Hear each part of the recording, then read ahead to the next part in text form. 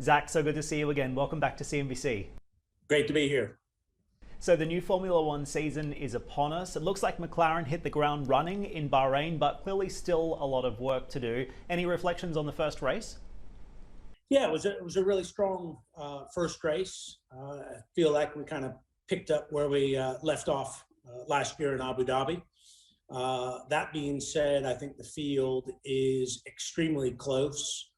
Daniel settled in well. Lando had an outstanding race, but looks like the same fight we had last year with Ferrari, Alpine, Aston Martin, and AlphaTauri will continue this year. I feel like we have taken a little bit of a step forward, so we're maybe a little bit more towards the front of that field, and then have closed the gap a little bit to Mercedes and Red Bull, but not enough, I think, to scare them on a weekly basis. So tell us what fans can expect to see from McLaren this year, particularly given the changes that we've seen, a new driver lineup, a new engine, and new investment as well.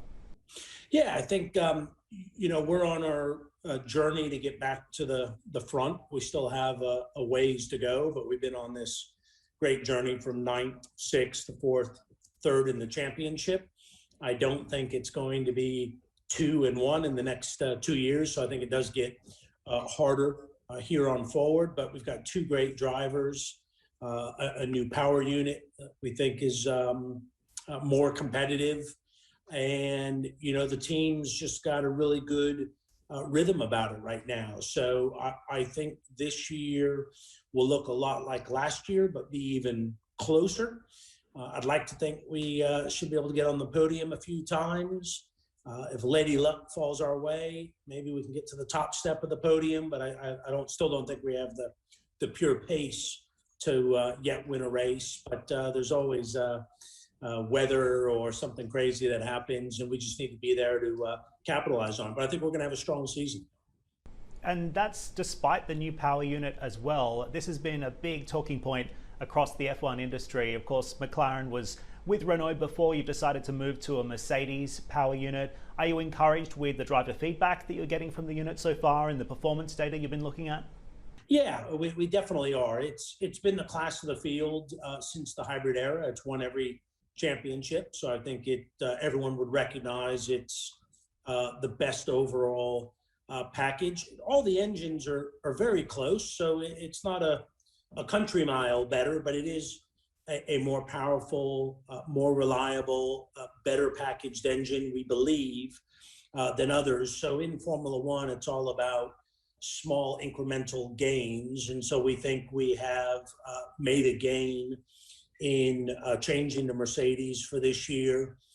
This year was unique because of the chassis, cars being frozen. So we weren't allowed the same amount of development freedom as the other teams because we needed to use our development freedom to install the new engines. So while we think there's a little bit of an advantage, we're a little bit of a disadvantage because of the way the rules played out in 2021. But long term, I think we've definitely made the right decision.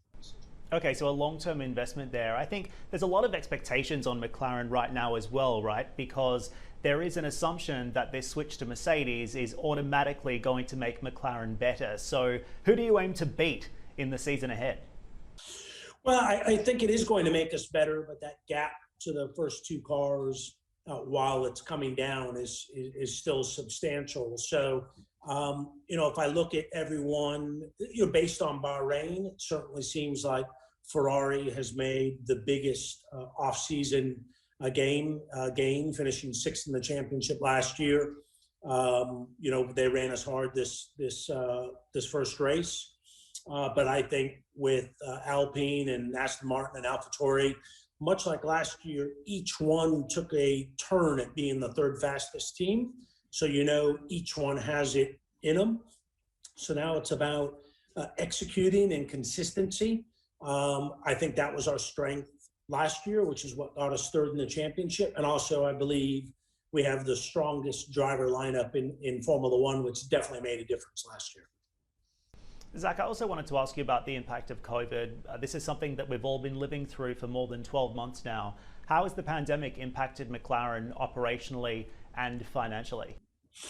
Well, obviously it was brutal last year, especially because it was unknown and no one had seen it coming. Fortunately, Formula One and the teams all rallied together to freeze effectively a lot of the development of the car. So we didn't have to spend the same amount of money getting ready for 21 that you normally would. So actually our economics, our bottom line was not impacted. We had a positive year against our proposed budget.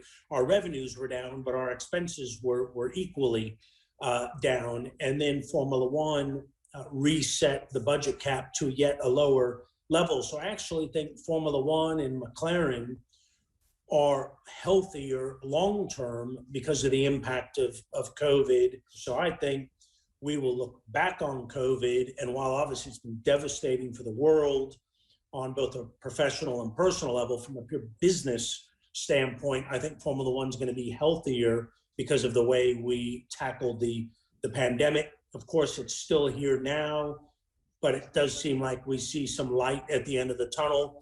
So I'm hoping this year will just be a kind of a gradual light getting bigger at the end of the tunnel, and get back to major fans at races soon. And McLaren's had to make some significant changes. You mentioned the restructuring as well as the new investment. Has enough been done now to ease some of the financial concerns that the McLaren group had about financing the F1 team? Yeah, we're in great shape now. So we brought in a minority investor, MSP Sports, along with UBS O'Connor and the Joffin companies. And Andreas Seidel, who runs the Formula One team for us, and the leadership team, we put together what we thought was a business plan to get us back to being able to compete for the World Championship. And the minority investors have come in and ultimately backed that business plan. So we're now in great shape. We don't have a dollar to waste, but we've got every dollar that we need. Now we just need to execute. So we've got great driver talent, great team talent, a very highly motivated men and women at McLaren, and everything we need. We just need a little bit more time to kind of come together and gel as a racing team, but I'm very optimistic about our future. And Zach, just a couple of more questions before I let you go, because I'm a bit of an F1 fan myself.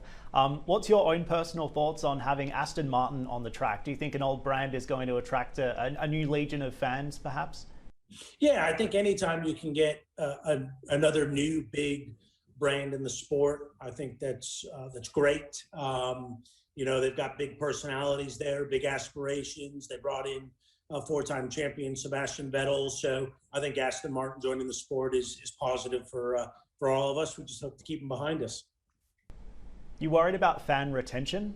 You don't think some McLaren fans might be seeping over to Aston Martin or rivals in this environment? No, I think it's going to probably, hopefully, be the other way around. But it's good. It's good competition. McLaren is one of the fan favorites.